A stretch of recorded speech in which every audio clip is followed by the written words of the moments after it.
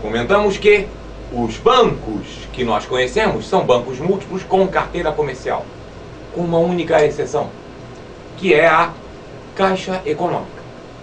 Você está vendo na tela caixas econômicas com um plural entre parênteses. Isso é de propósito, porque a lei e em vários lugares da regulamentação você ainda vai encontrar a expressão caixas econômicas no plural. Mas na verdade, na prática, hoje só existe a Caixa Econômica Federal. Existiram outras caixas econômicas, algumas caixas econômicas estaduais. Algumas foram extintas, como a de Goiás e a de Minas. A Caixa Econômica de São Paulo tinha sido transformada em banco, nossa Caixa, nosso Banco S.A., e foi vendido para o Banco do Brasil. E a Caixa Econômica do Rio Grande do Sul, a sua operação comercial foi toda transferida para o Banco do Estado do Rio Grande do Sul, para o Banrisul. E a Caixa Econômica foi transformada em uma agência de fomento, que é um tipo de instituição que vamos comentar daqui a pouco. Então, hoje em dia, Caixa Econômica, só existe a Caixa Econômica Federal. E por que que a Caixa Econômica Federal não é um banco múltiplo com carteira comercial, se ela faz tudo que um banco múltiplo com carteira comercial faz? Não é por dois motivos. Primeiro, porque banco é sociedade anônima e a Caixa Econômica é uma empresa pública. A Caixa Econômica não tem o seu capital dividido em ações. O capital da Caixa Econômica é unitário e é 100% da União, do governo federal. Então essa é a primeira diferença. Caixa Econômica não é sociedade anônima, é empresa pública. A segunda diferença é que a Caixa Econômica não tem exigibilidade no crédito rural. Nós comentamos em aula anterior acerca das exigibilidades do crédito. Quando a gente falou do papel do Banco Central, do controle do crédito, nós comentamos que uma das atribuições desse controle era garantir o cumprimento das exigibilidades. Temos até um exemplo. Falamos que os bancos que captam depósitos à vista, agora podemos falar os bancos comerciais e os bancos múltiplos com carteira comercial, que são os que captam depósitos à vista. Estes bancos são obrigados a destinar 25% da sua captação de depósitos à vista para o crédito rural.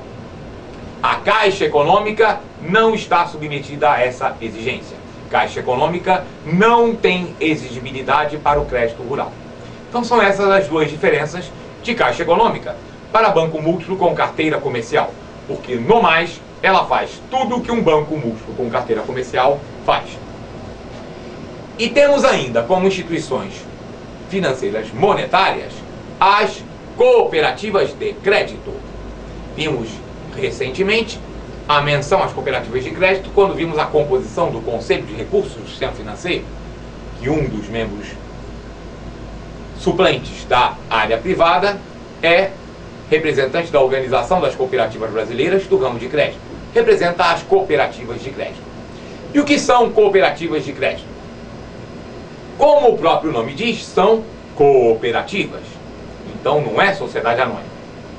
Cooperativa de crédito pode captar recursos, como depósito à vista, abrir conta corrente, e conceder créditos, mas só para os cooperados. Cooperativa de crédito só pode operar com os sócios. Que a cooperativa de crédito é uma instituição financeira que não tem capitalista, não tem banqueiro. O cliente é o próprio sócio. E os únicos clientes que uma cooperativa de crédito pode negociar são os seus próprios sócios, os seus cooperados. Uma resolução do Conselho Monetário Nacional permitiu que as cooperativas de crédito se reunissem, tipo uma federação, uma cooperativa central ou várias cooperativas, e criassem um banco cooperativo. O banco cooperativo é um banco, pode ser múltiplo com carteira comercial. Portanto, ele pode captar recursos no mercado e emprestar para o mercado.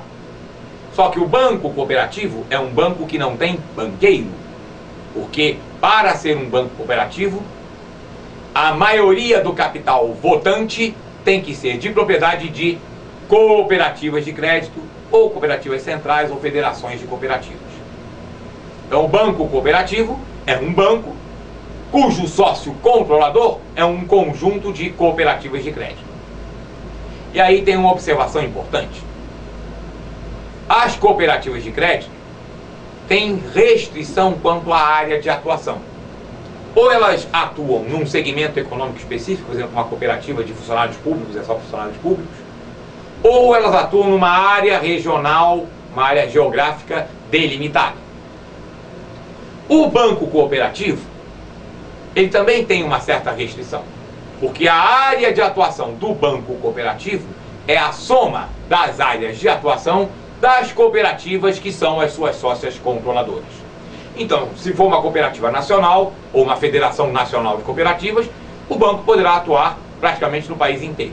Mas, via de regra, banco cooperativo tem uma atuação também delimitada por uma área geográfica que é a soma das áreas geográficas onde atuam as cooperativas que são as suas sócias controladoras.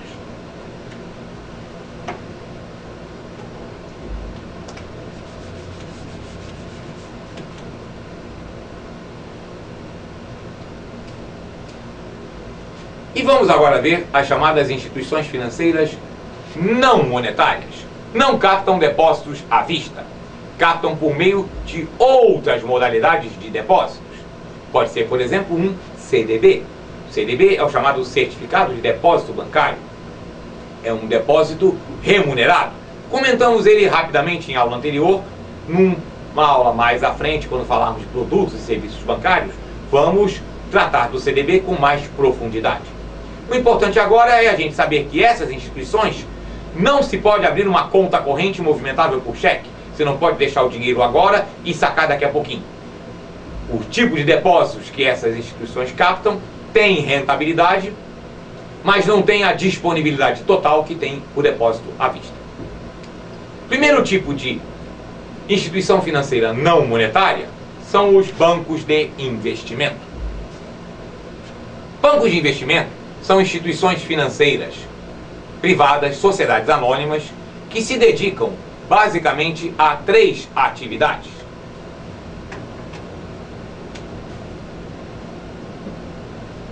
Crédito de médio e longo prazo, destinado a pessoas jurídicas. O banco de investimento visa principalmente o crédito às empresas. A administração de fundos e clubes de investimento.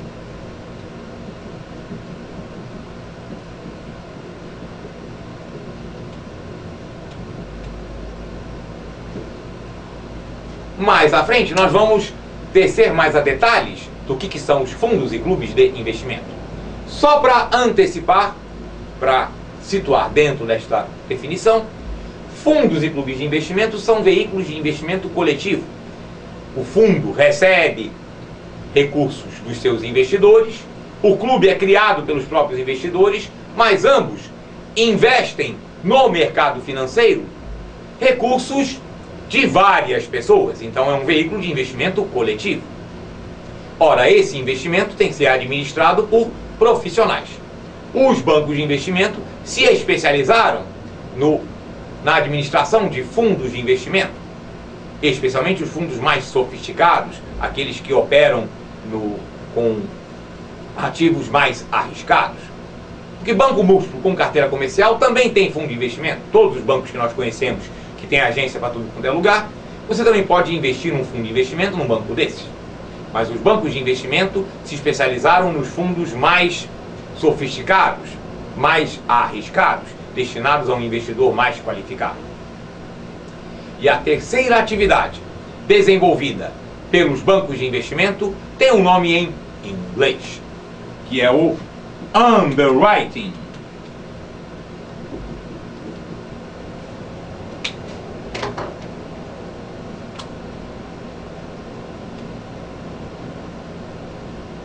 E o que é o underwriting? Underwriting é a intermediação da colocação e distribuição de valores mobiliários no mercado de capitais. Nós vimos que a CVM autoriza e registra as ofertas públicas, as distribuições de valores mobiliários.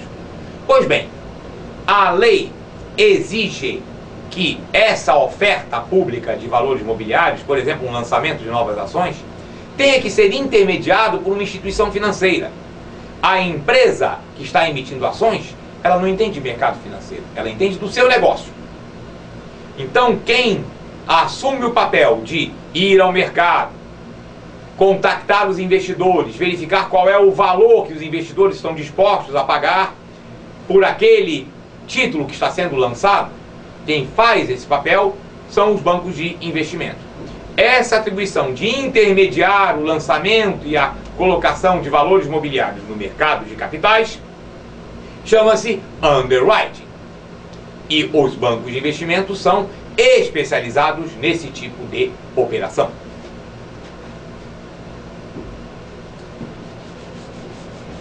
Além dos bancos de investimento, temos também, como instituições financeiras não monetárias, outras como os bancos múltiplos sem carteira comercial, que na verdade é um banco que tem a carteira de investimento e mais alguma outra ou várias, mas nenhuma das outras é comercial, por isso é que é sem carteira comercial. Temos ainda os bancos de desenvolvimento. Banco de Desenvolvimento é uma instituição financeira pública, estadual,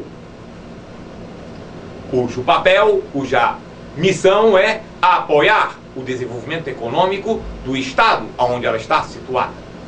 E aí, atenção! Porque quando a gente ouve a expressão Banco de Desenvolvimento, o normal é que a primeira ideia, o primeiro nome que nos vem à cabeça é o BNDES, que tem até o nome de Banco Nacional de Desenvolvimento Econômico e Social.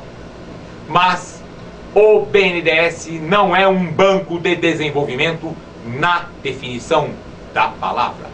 Porque Banco de Desenvolvimento é uma instituição financeira pública estadual. E o BNDES é uma instituição financeira pública federal. Então, bancos de desenvolvimento são instituições financeiras estaduais que podem captar depósitos a prazo e que são de propriedade de governo de estado e que têm como missão o apoio ao desenvolvimento econômico daquele estado. Não existem muitos bancos de desenvolvimento no país. Eu, particularmente, só conheço 3. De Minas Gerais, o BDMG, o do Espírito Santo e o do Extremo Sul, BRDE, Banco Regional de Desenvolvimento do Extremo Sul. Existiram outros bancos de desenvolvimento. Alguns foram fechados e outros foram transformados em agências de fomento. Ultimamente, vários estados estão criando agências de fomento. O estado de São Paulo, quando vendeu a nossa Caixa, nosso Banco S.A., imediatamente criou a sua agência de fomento. O estado do Rio de Janeiro criou recentemente sua agência de fomento. O que são agências de fomento? São instituições financeiras públicas estaduais cujo papel, cuja atribuição é apoiar o desenvolvimento econômico do estado. Mas qual é então a diferença entre agência de fomento e banco de desenvolvimento? A grande diferença é que o banco de desenvolvimento pode captar recursos no mercado, não por depósito à vista, mas por outras modalidades pode. A agência de fomento não. A agência de fomento não pode captar recursos no mercado. A agência de fomento só trabalha com recursos públicos, recursos do orçamento do Estado ou repasses de programas do governo federal, repasses do próprio BNDES, até repasses internacionais. Mas a agência de fomento não capta recursos no mercado.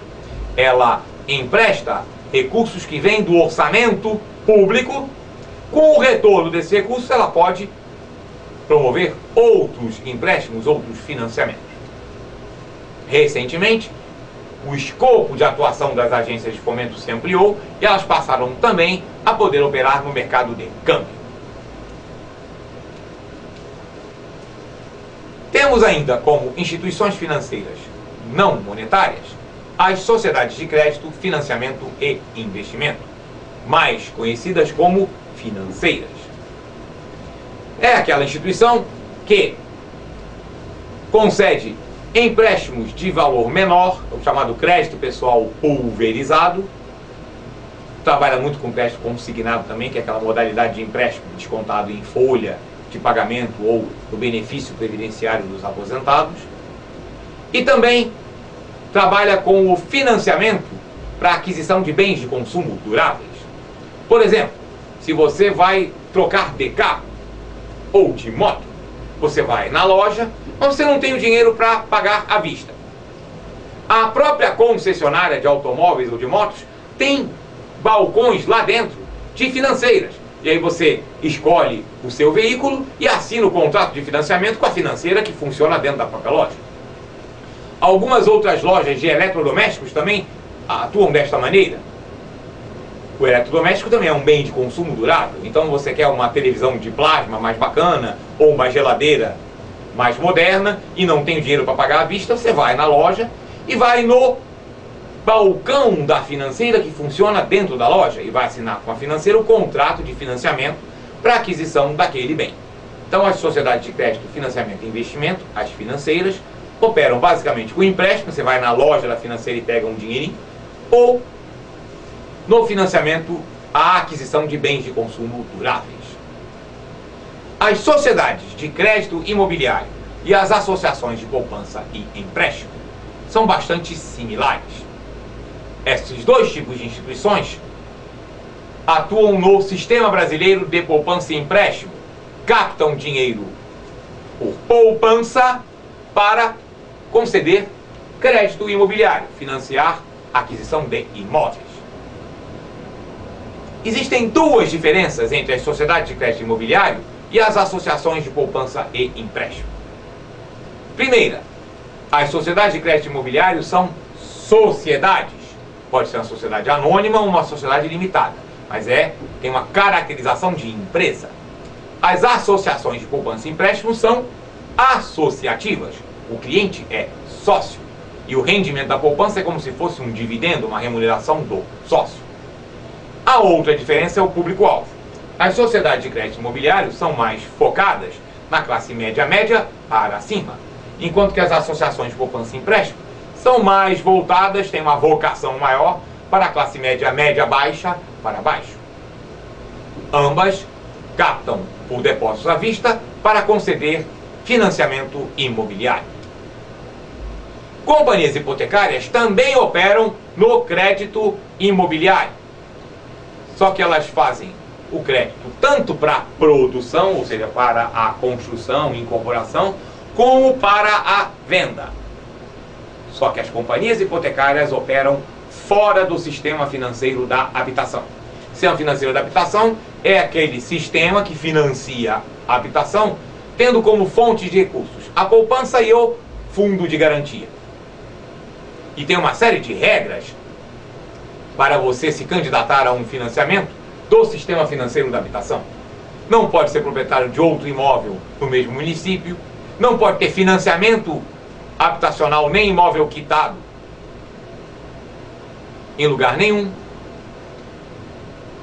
O valor do imóvel que você está pretendendo tem um determinado limite.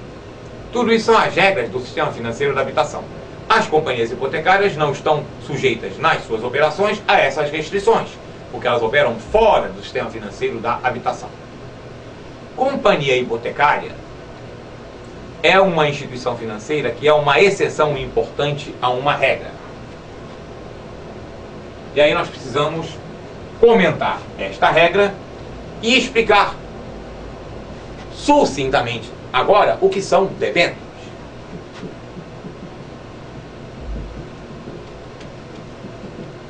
Debêntures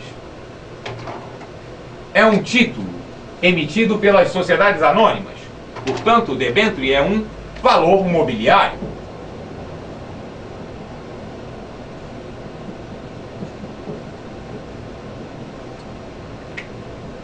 Só que não representa parte do capital. Debênture é um valor mobiliário que dá ao titular um direito de crédito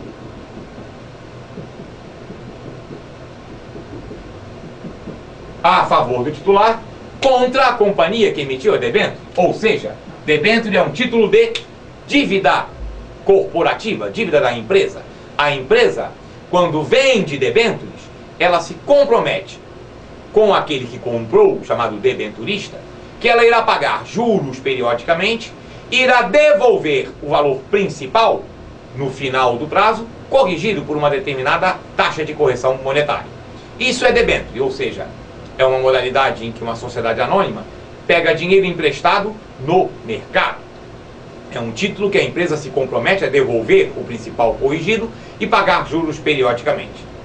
Pois muito bem, a regra é a seguinte: instituição financeira, de uma maneira geral, não pode emitir debêntures. Essa é a regra. Mas toda regra tem exceção. E a exceção é companhia hipotecária. Companhias hipotecárias captam recursos por meio de debêntures. Companhia hipotecária não capta depósito, nem depósito à vista, nem CDB, nem poupança. Companhia hipotecária busca recursos no mercado para as suas operações por meio da emissão de debêntures. É uma daquelas exceções. Vai aparecer outra mais à frente, mas é uma exceção importante, porque a regra é: instituição financeira não pode emitir debêntures. Como isso é uma regra, tem exceção. Companhia hipotecária é uma exceção. Companhia hipotecária é uma instituição financeira que capta por meio da emissão de debêntures.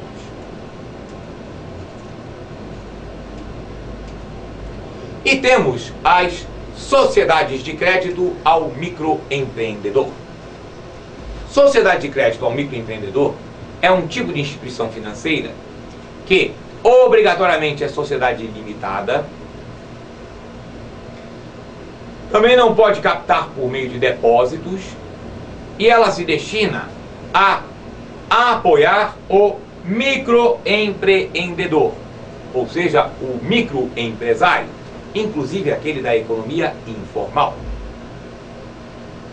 Nós vamos ter mais à frente aulas versando sobre as operações de microcrédito. Há um estímulo recente por parte das autoridades governamentais no sentido de estimular, de intensificar a concessão de crédito ao pequeno microempreendedor, porque isso estimula o crescimento do seu negócio. As sociedades de crédito ao microempreendedor se inserem dentro desse contexto. A importância de estimular, de apoiar por meio do crédito a atividade do micro e pequeno empresário, inclusive da economia informal, até para que ele possa ter condições de, num futuro próximo, vir a se formalizar.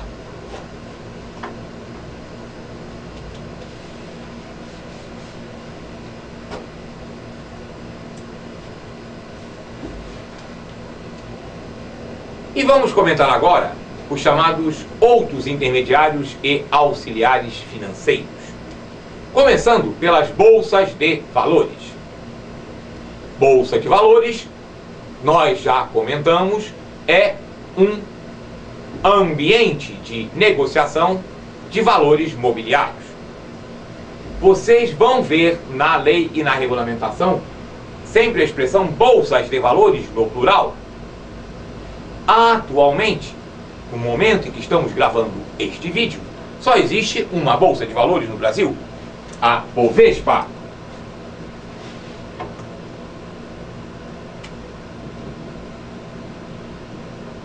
Bolsa de Valores de São Paulo. Entretanto, não está proibido que se crie outra. Existiram outras bolsas de valores no país. Existia a Bolsa do Rio de Janeiro, que foi uma bolsa importante. Existia a Bolsa de Minas Gerais, Bolsa do Paraná. Mas, a partir do ano de 2000, o mercado de valores mobiliários, de Bolsa de Valores, foi centralizado na Bolsa de São Paulo. As bolsas de valores, a Bovespa, como é hoje, eram associações civis sem fins lucrativos, de propriedade das corretoras de valores. Nós vamos comentar daqui a pouquinho, em próxima aula. Mas, em 2007, houve uma modificação importante desta composição das bolsas de valores. Em 2007, a Bovespa deixou de ser uma associação civil e passou a ser uma sociedade anônima. Tornou-se a Bovespa S.A. porque ela abriu o seu capital, tornou-se uma sociedade anônima de capital aberto. Ela fez aquilo que no jargão do mercado se chama de... Não é IPO, é IPO, porque é uma expressão em inglês, que significa Initial Public Offering, oferta pública inicial, a primeira oferta pública de ações. Então a Bovespa, em 2007, deixou de ser uma associação civil de propriedade das corretoras e passou a ser uma sociedade anônima de propriedade dos seus acionistas. A Bolsa abriu seu capital na própria Bolsa. Ela fez o seu IPO, a sua abertura de capital, foi o segundo maior IPO de 2007. Foi o IPO da Bovespa, e com isso ela passou a ser uma empresa.